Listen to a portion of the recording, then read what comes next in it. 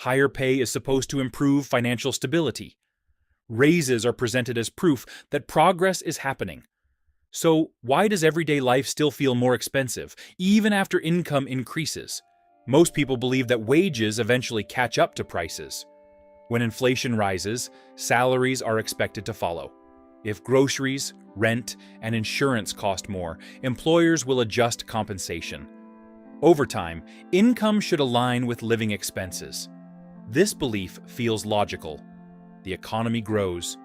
Companies report higher revenues.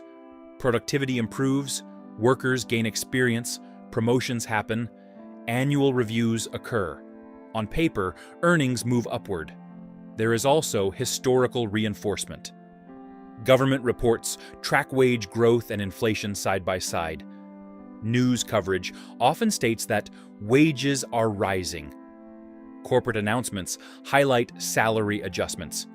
Job listings advertise higher starting pay than in previous years. The expectation becomes simple: prices go up first, wages follow later. The delay is seen as temporary. This assumption is reinforced socially.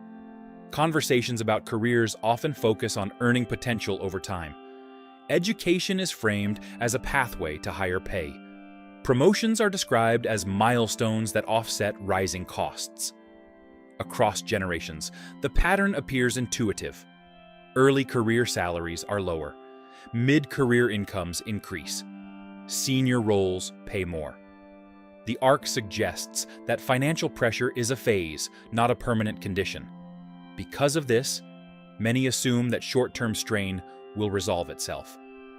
Inflation may feel painful now, but compensation will eventually adjust.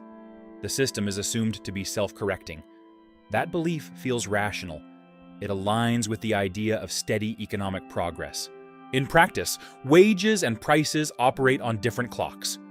Prices adjust quickly, wages adjust slowly. This is not accidental. It is structural. Most consumer prices can change immediately. Retailers update digital price tags overnight. Airlines adjust ticket costs in real time. Gas stations revise rates daily. Online platforms modify subscription fees with a few keystrokes. Rent increases at lease renewal. Insurance premiums adjust annually.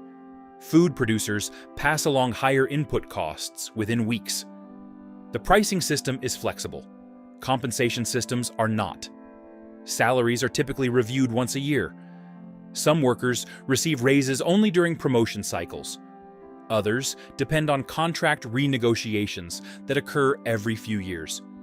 Even in tight labor markets, adjustments are staggered. Companies face a different set of incentives when changing wages. A price increase can be reversed if demand falls. A salary increase is far more rigid. Once base pay rises, reducing it later is difficult without triggering turnover or legal risk. This creates asymmetry.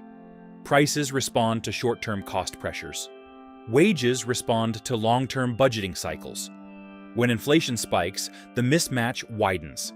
Input costs increase immediately. Businesses raise prices to protect margins. Consumers absorb those increases before compensation reviews even begin. By the time wages rise, prices may have increased again. There is also a compounding effect.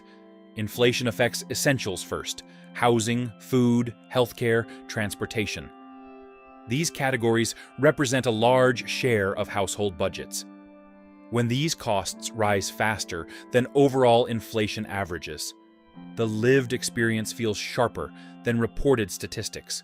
Wage growth, meanwhile, is uneven. High-income sectors may see rapid increases. Lower-income sectors often see smaller adjustments. Aggregate data may show rising average wages, but distribution matters. The result is persistent lag. Even when wages rise at the same rate as inflation on paper, timing differences erode purchasing power. If prices rise today and wages rise next year, the gap becomes embedded. Over time, this pattern repeats across millions of households. Price flexibility is built into market systems. Wage stickiness is built into employment systems. They do not move in sync. This structural timing mismatch ensures that income often trails cost of living increases, even in expanding economies. It is not primarily about individual performance. It is about how institutions are designed. When prices rise gradually, people adapt. Small increases feel manageable. A few dollars more for groceries, a slightly higher utility bill, a subscription fee adjustment. Individually, each change appears minor. Collectively, they accumulate. Human perception is sensitive to large shocks, but less sensitive to slow drift. If expenses rise 3 to 5% per year, the change rarely triggers immediate alarm. It blends into routine budgeting. Meanwhile, income increases often feel significant in isolation. A raise, a bonus, a promotion. The nominal number is higher, the paycheck is larger. Attention focuses on the visible increase. Less attention is paid to the erosion happening quietly across multiple categories. There is also anchoring. People compare their current salary to their previous salary. The reference point is internal. If income is higher than last year, it signals improvement, but prices are compared externally and less systematically. Few track cumulative percentage changes across all spending categories. The total effect remains abstract. Normalization follows. If rent increases every year, it becomes expected. If health insurance premiums rise annually, it feels routine. The pattern becomes part of financial life. Stress adjusts as well. Households stretch budgets slightly. They reduce discretionary spending. They rely more on credit. They delay purchases. These adaptations reduce immediate discomfort, which makes the structural issue less visible. Over time, the gap between wages and prices feels like background noise, rather than a system feature. The lag stops feeling temporary. It begins to feel standard. And once something feels standard, it is rarely questioned in structural terms. When prices adjust quickly and wages adjust slowly, certain institutions gain stability. Businesses protect margins first. If input costs rise, companies increase prices to preserve profitability. Revenue responds immediately. Labor costs, however, are delayed. This lag cushions earnings during inflationary periods. Public companies report quarterly results. Investors evaluate performance in short cycles. Fast price adjustments support predictable financial statements. Slower wage adjustments reduce volatility in labor expenses. Financial institutions also operate within this structure. When inflation rises, interest rates often follow. Higher rates increase borrowing costs for households. Credit cards, auto loans, adjustable mortgages, and revolving balances become more expensive. For lenders, higher rates expand interest income. For borrowers, repayment absorbs a larger share of stagnant wages. Payment platforms benefit from higher nominal spending. If the same basket of goods costs more, transaction volumes increase in dollar terms. Fee structures tied to percentages generate larger revenue, even when real purchasing power is unchanged. Governments collect tax revenue on nominal income. As wages rise in dollar terms, individuals may move into higher tax brackets, even if real income has not increased proportionally. Sales taxes also rise automatically as prices climb. None of this requires coordination or intent. Each institution responds to its own incentives. Companies protect margins. Banks price risk. Governments collect revenue under existing tax codes. The combined outcome is systematic. Revenue adjusts quickly. Labor compensation adjusts slowly. That timing difference generates financial stability for institutions that control pricing mechanisms. It generates uncertainty for households that depend on fixed payroll cycles.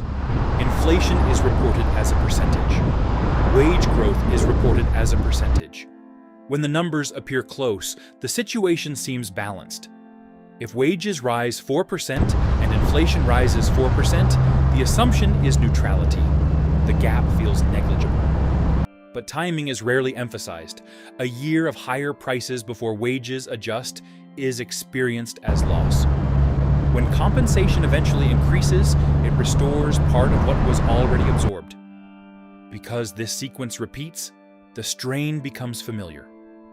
Most adults enter the workforce during some period of inflation.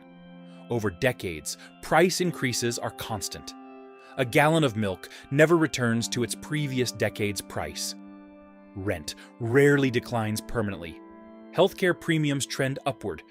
Generational memory shifts accordingly. Younger workers see current prices as baseline. Older workers remember lower prices, but also remember lower wages from earlier in their careers. The comparison blurs. Media coverage reinforces normalization.